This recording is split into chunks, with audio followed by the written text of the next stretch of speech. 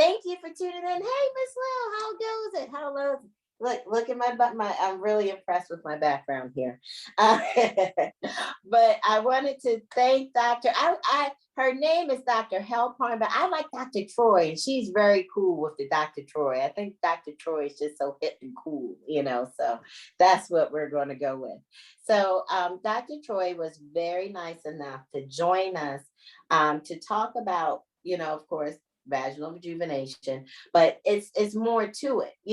Like you said, we think, automatically, I think we go to like maybe the sexual aspect of it, like, oh, look at you just want to kind of, but there's a lot of benefits or so forth or whatever to the procedure and so forth. So I'm going to mute my microphone, and I'm just going to let her have at it and explain who she is, what she does, and give us the ins and outs. Well, welcome everybody, and thank you for joining us tonight. So I'm Troy Hailparn. I did my training in New York and came down to San Antonio back in 1994. So I've been here for 26 years. I'm an obstetrician gynecologist, but for the last 15 years have focused my practice on female genital health. And that the reason mainly is because it seems like routine OBGYNs don't have the training and don't have the time to talk about these issues. And then they don't have the understanding, which makes it harder because they don't know what options are available. And that's really what I like to do, is educate women about their options. And they're surgical and non-surgical. The umbrella term of vaginal rejuvenation encompasses a lot of different procedures. And so I just want to give an idea of why we have these procedures and what they're for, and how they can best help women. Okay, it's about quality of life. That's what I believe this is really about. And when we have children, we can have the effect of bladder, bowel, and or sexual function concerns that can come up. We can leak when we cough and we sneeze. We can have constipation and hemorrhoids. Maybe we can't feel our partners the same way, or they fall out because the muscles of the opening are damaged. There's air that causes embarrassing noises. And women aren't asked after delivery if these things occur. And I have a questionnaire that when people come to me for a consult, it's 5 pages long, and I ask you to fill this out, and it gives me information about your bladder function, your bowel function, your sexual function, and how you feel about your anatomy, the inner and the outer lips, if they bother you, if they cause pain, if you don't like how they look, because there's comfort, function, and appearance concerns here. And that's really important to understand. It's a big picture. It can be just they don't like how it looks, but the majority of it have comfort and functional components as well. And so I was drawn into taking care of women with these problems because, we have babies, and then the doctors say, well, squeeze your muscles. Okay, let me just clarify, that is the biggest lie that we are told. And I'm going to show you 2 things why. Okay, so I have a toilet paper roll here, and this toilet paper roll is an example of what the birth canal looks like. It's 1 unit, and after we have babies, the back wall separates, and it is no longer a unit, and you cannot possibly squeeze these muscles because they are not connected. So I have women that come to me after years of squeezing their muscles telling me that nothing has changed.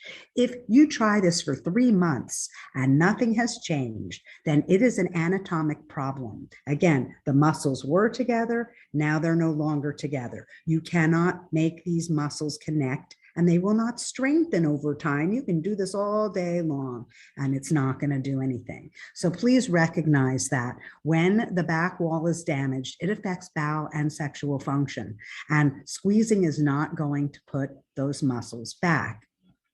Now, when we talk about non-surgical options, because a lot of ladies are curious about, well, what we can do to avoid surgery. We have kids, we don't want downtime. So there's lasers and radiofrequency, and there's differences between the 2.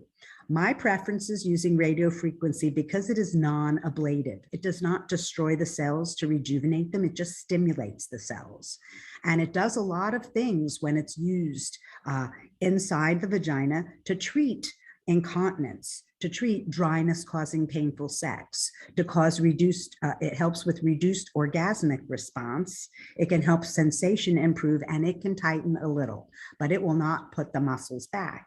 And so the thing about lasers and radiofrequency, they both have the same end goal: to increase blood flow, to stimulate collagen and elastin production. So it's to help heal injured tissues.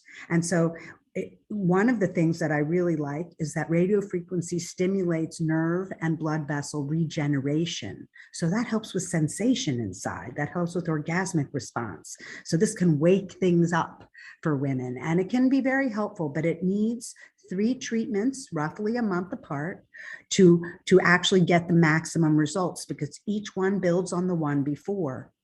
And then it can be a year, it could be a year and a half, it could be 9 months before you need another treatment. And it can be done several ways. You can wait until your symptoms return, or you can come back before your symptoms return and be a little proactive. But just like with Botox or fillers, you need maintenance treatments, and it's usually about once a year. There's no downtime to radiofrequency. I want to show you I call it my magic wand. This is the tool that I use. It's the size of my finger. It's plastic, and it has a little metal plate at the end where the heat comes out of. Radiofrequency is electricity based. Lasers are light based. So that's the difference in their source of energy. Okay, but this is kind of like ironing. When this is inserted into the vagina with lots of lube, of course, it's gently moved back and forth so it can basically stimulate the entire vaginal wall. And it's 3 minutes per wall of the vagina, and there's 4 walls, so it's a 12-minute treatment. It's warm, it's not hot. There's a thermometer in the tip that actually tells you your temperature at all times, so I'm aware of how warm your tissues are and if we're in the heating zone that we want to be in, to get the maximum results. And if you feel like you have to go to the bathroom during the treatment, we can stop. You can get up and go and come right back. You're not strapped into this chair. You can listen to nice music. I've had one lady fall asleep because after you do the inside, you also can use this on the outside of the majara, and it helps stimulate collagen production and tighten it up. So for women, you get chafing from the skin because it changes. We start out nice and plump, and as we age, the fat cells shrink and become like, go from grapes to raisins. That's a good visual analogy. Okay, and so when we get wrinkly and raisiny, some women, A, don't like the look, and B, it can become uncomfortable. It can get pulled or chafed with clothing or with intercourse or with sitting for too long. And so when you become uncomfortable in your own skin, then, that's a reason to do something about it. And a lot of women, especially older women, 60s, 70s, don't talk about this because their mothers didn't, and it wasn't part of how they were brought up. And I believe that as we become more aware with internet accessibility, I hate to say pornography, but what we're exposed to. And I think it's important, and, the media, and we have to really sort through the truth because there are a lot of inaccuracies that are out there. And so I believe in making sure women get correct information. I have a wonderful website. It's called cosmeticgyn.net. And you can read about all the different things I do just for details and if you have specific questions. Now, another thing that is part of rejuvenation can be orgasmic response. And there's a couple of different reasons. Well, there's a lot of different reasons women can have issues with orgasmic response, but blood flow is one, anatomy is another. As we age, some women get adhesions that actually mat down the clitoris and can prevent it from being stimulated enough. And so that can be a problem, and they can be broken down and it can be freed up and sensation can be restored. So it's important to know that that's an option. We have vasodilators in topical forms that can be applied to the clitoral area to help increase the engorgement and the blood flow. And that can help with arousal and stimulation. So there are products out there. The O shot is something that you may have heard about. That is platelet-rich plasma. That is your own blood spun down and concentrated and separated, the yellow part, the gold, which are the growth factors. And that's re-injected back into areas to help them heal and function better. So it can be actually used for stress incontinence, for leakage of urine with coughing, sneezing, bending, and lifting to help support around the bladder neck. It can be used to help painful vaginal tissue or scar tissue at the opening. It can help with skin conditions like lichen sclerosis, which can cause fissures and painful intercourse and even retraction of the labia. And both radiofrequency and platelet-rich plasma can help improve the skin integrity and reverse some of those symptoms and keep it at bay. Oftentimes, it's treated with steroid creams, which over time can really be thin the skin and not really be good for the skin quality. And we also now have stem cell therapy. It's not FDA approved, but it's been used in sports medicine for over a decade to help prevent and reduce joints being operated on. So they inject the shoulders, they inject the elbows, knees are injected. Now they're using it in backs. So the fact is that this has healing properties and can reduce or eliminate the need for surgery in some cases. And so I believe it's another tool in the toolbox. And even though it's not FDA approved for treating issues in the vaginal area, I have seen it work. So clinically, it has value. The fact is there's a lot of people using it. There's not enough published studies yet, which is why the FDA is like, so we don't really talk too much about doing stem cells, but it is available and it is a tool in the toolbox. So for incontinence, I love to give a little visual for anatomy because we don't get good advice about leakage of urine and everybody has bad habits, and changing these habits can improve bladder function without needing a urologist. And just a little couple pieces of advice and you all can try it out and see if it works for you. But first of all, here's anatomy. Here's the bladder neck, my finger. Here's the bladder. And then you have your support from the front vaginal wall. And with aging, childbirth, gravity, the support drops, okay? And when you have increased abdominal pressure up here, your bladder neck will then wobble, ha-choo, ha-ha, okay? And this change of angle allows a few drops of urine to escape. So the surgical cure would be the sling, which takes a piece of material and it puts it under the bladder neck to support it. So it reduces the wobble, okay? We can do it sideways so you can see that better, okay? That's helpful. Radiofrequency supports and creates a collagen buildup under that bladder neck. So without putting a piece of artificial material, but just by stimulating your own tissues, you get the support. So that's a benefit. There's no surgery related with treating that, and there's no downtime with the radiofrequency. Because it's not a laser, there's no funky discharge, there's no risk for burn, or minimal, I should say, compared to the laser. And so you can go about your business. You can go back to work, exercise, and have sex the same day as a treatment, which with lasers you can't. But with the bladder symptoms, people start to notice improvement, usually between the first and the second treatment.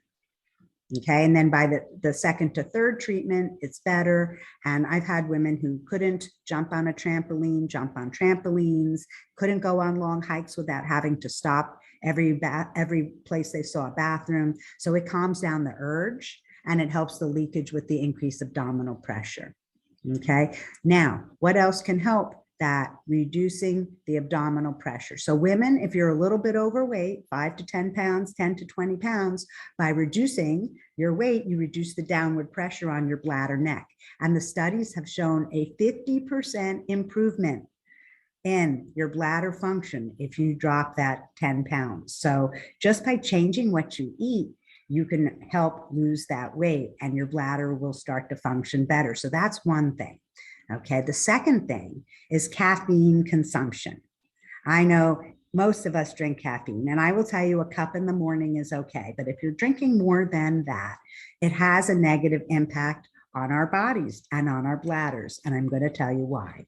In your bladder, there's a triangular muscle. It's called the trigone. And when we drink caffeine, it makes it spasm and it gives you the I gotta go feeling. And so when you have that urge to go, think about how many times you're running to the bathroom before you leave the house, just having your first cup of coffee in the morning. So you're stimulating your bladder. The second thing is it's a diuretic. So for every cup you drink, you pee out 2. So if you're drinking these like venti latte things or the Texas sweet tea, where you're getting both your sugar and your caffeine, okay, you're going to be peeing out a lot more than you think. And so you're actually dehydrating your body. And that can contribute to constipation. It can contribute to reduced lubrication. It can contribute to dry skin and dry hair. So hydration is really important. So make sure you drink more water. But if you can do decaf or herbal teas, that is better for your body. Okay, less caffeine, more water in whatever form you can take it in. So another thing, the bladder is an estrogen sensitive organ, and women in their 40s and 50s, estrogen starts to decline. And by adding back even just some topical estrogen to the vagina, that can help plump up the tissues and help the tissues function better and reduce the incontinence. Now, if somebody has a lot of damage to their back wall, to their back vaginal wall, and they want a surgical repair, when these muscles are put back together, it can help the front wall kind of restore its shape. It may not give it complete support, but sometimes restoring the back wall can actually help the bladder function better when also done with the reduction of caffeine, the weight loss, the estrogen, and all of a sudden your bladder's doing better. And so it's really important to understand how our behaviors can impact. Now, we often will drink liquids before we go to bed, thinking we need to be hydrated. But then guess what happens? You're getting up a couple of times a night to pee. So we're creating that. If you drink from 7 a.m. to 7 p.m., you are well hydrated. You do not need to be drinking 2 cups of water before you go to bed. Okay, so reduce your evening fluid consumption to get better sleep. And to not keep getting up to pee, we create, it's called Nocturia. It could be a symptom of diabetes. So it can be a symptom of things. But if you change your habits and it goes away, then you can know that it was just what you were doing. And there wasn't any underlying condition to be concerned about. We also tend to hold our urine in too long. We're too busy to stop and pee. Well, let me tell you what that does, okay? We have a little muscle that holds the urine in. And our bladder's like a balloon. And as it gets more full and more full and more full, there's physics here. This muscle can only hold up to a certain amount of pressure. And then, so if you can't hold it and you're leaking before you can get to the bathroom, you need to go more often. You're abusing your bladder. That is not how we should treat our bladders. It's been telling you for a while, you have to go and you're not listening to it. Okay, so those are very simple things to change. Go more often, reduce your caffeine. Don't drink before you go, after 7 p.m. Lose a little weight. And then listen, once those muscles are put back, guess what? Now you can do Kegel exercises and strengthen. Okay, so it's all connected. Everything we do is connected. And so there's ways that we can have positive impact on things without doing anything. Now, if somebody wants surgery, but they still have bladder issues, one can still get the treatment with this, the radiofrequency, and have back wall surgery and surgery at the opening, those muscles at the opening. This will prime the vagina for surgery. You've increased blood flow, you've increased collagen, it will help with healing. So these tools can be used together with surgery. So we can give a PRP injection while you're in the operating room if you need it for your bladder, or if you have painful scar tissue or lichen sclerosis. These things can be combined. And so depending on what you have physically and what you want to accomplish, because your desires and needs as well as your anatomy need to be taken into account, then that will determine what options. And you will know all the options and you can pick and choose and you design your own treatment plan. My job is to educate you on what you have going on and what we can do to help you. One last thing we haven't touched on is labia. Okay, the inner lips develop during puberty. And it's important to discuss this because nobody wants to talk about the labia. And I think labia are very important. Just like an earlobe or the skin on your elbow, it's just extra tissue and it can get in the way.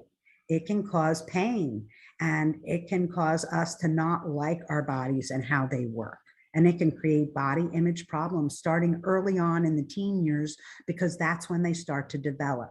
When the breasts start to grow, the inner lips start to grow. And I have a wonderful book online. You can download it from my website. It's called Beneath Your Pink Perfect, Everything You Ever Wanted to Know About Labiaplasty, but Didn't Know to Ask. Okay, and it's about 30 pages. It's paperback. There's nothing graphic in it, but it talks about anatomy and development and the issues that arise and the questions to ask a doctor when you're looking for one to make sure that you have someone who has the experience to address the problems. Many OBGYNs have no training in labia reduction. And there's two main types. There's the edge trimming, where they just take off the edge. And that could be a thick, dark edge if you don't like the color, or it could just be too long. But the edge trimming is good for all kinds of anatomy. And then there are the wedges. And the wedges, I will just say, I don't like the wedges as much because they have a slightly higher complication rate. Okay, but they have a place. Those are for women who like their edges, who want to keep their edges, but who want them shorter. And this just addresses the length. It doesn't change the color. It doesn't change the texture. So again, it depends on the need, the desire, and the anatomy. Not everybody who wants a wedge can have a wedge. And you know, if you like your pigmented edges, anybody can have a wedge. So it just depends. But there's also several kinds of wedges, okay? There's the central wedge, and the reason it's important to know the difference is because a central wedge cuts the labia in a horizontal fashion, okay? The labia are a vertical organ, and it basically takes a piece out like this and puts these edges together, and these edges are now on tension, and they can pop open. They also have a higher risk for hematoma and swelling. And so that to me, and they leave a horizontal scar on a vertical organ, and that's not considered cosmetic. Okay, but there are other kinds of wedges. They're called the inferior or posterior. And what they do is make an incision along the crease, and then they come out and take a triangle wedge piece out of the lower part and then swing the edge down. So they still keep the texture and the color, but they've now reduced the length. And, you know, that's a good procedure, but no one can predict how somebody is going to heal with this. And because there's a 7 to 9% chance of edge separation, you can opt to have this just knowing that these are the risks. If you wanted to add platelet-rich plasma or stem cell therapy along the incision line to help reduce the risk of edge separation and healing, again, there's other things that can be done. So there are options when it comes to labia reduction. But the fact is that these can cause the inner lips can cause hygiene issues. They can be hard to clean. The toilet paper can get stuck to it. They can get in the way with intercourse. They get pulled in and out and they can cause pain, or women have to actually part them for penetration. Nobody asks these questions, but the fact is I do, because then you know that I understand what you're living with. And a lot of women feel alone when it comes to labial issues, because when they've asked their doctors will usually say, why do you want to do that? Or you don't need that, because they're not listening and because they don't understand the issues. Okay. And I had a morbidly obese patient. She had labia probably 5 centimeters in each direction. They were huge and chronically irritated, even with walking. And when she told her internist she was thinking about labioplasty, her internist said, you have more important things to worry about, like diabetes and hypertension. And she didn't talk to anybody for 5 years after that. And I thought to myself, how horrible that this doctor didn't recognize this patient can't exercise. She needs the labioplasty. And she came to me and she had her labioplasty and it was life-changing for her. But 5 years, she didn't speak to anybody. It made her feel bad, like it was her fault and that she shouldn't be worrying about that. In chapter 4 of my book, it's called Doctor, Are You Listening? because doctors have made comments that have been totally inappropriate when women have brought up asymmetry. One doctor said, oh, well, guys like that. Well, it doesn't matter what a guy likes. This isn't about a guy. This is about my body or your body and how it's working for you. And if your anatomy is weighing you down and preventing you from living a spontaneous life, then this is a really reasonable option for you. Labioplasty surgery takes about an hour to an hour and a half. There's only a teaspoon of blood loss. There's not a lot of blood loss if you know what you're doing and how to do it. And pain is minimal. I mean, I do a nerve block, I use numbing cream, all kinds of things to help make a patient comfortable. And usually within 3 to 5 days, they're just on Tylenol and some numbing spray. And but recovery time is about a day to 2, and healing time is 4 to 6 weeks for the labia. With the tightening, vaginal tightening, that surgery, it's about a tablespoon of blood loss. You will have pressure in your butt for 3 to 5 days because I put muscles back together that haven't seen each other in a long time, and they're going to have a little party. Hey, how you doing? And then that does go away. And by the end of the second week, you feel a lot better. But the fact is, it changes bowel function as well as sexual function. And so that's a very good surgery too. And with the downtime is just that really first 3 to 5 days, and healing time is 8 weeks before sexual function and full steam ahead on the exercise. So they're really not a lot of downtime, and recovery, they're not bed-bound surgeries, although certainly you don't tell your partner that if you want him to do the laundry and do the food shopping and stuff. But you can walk up and down stairs. You can go to the kitchen and make yourself food. You know, you can go sit in a movie house with your donut cushion under your butt to keep something soft there. So definitely you're not limited, except for exercise and putting things in your vagina, basically.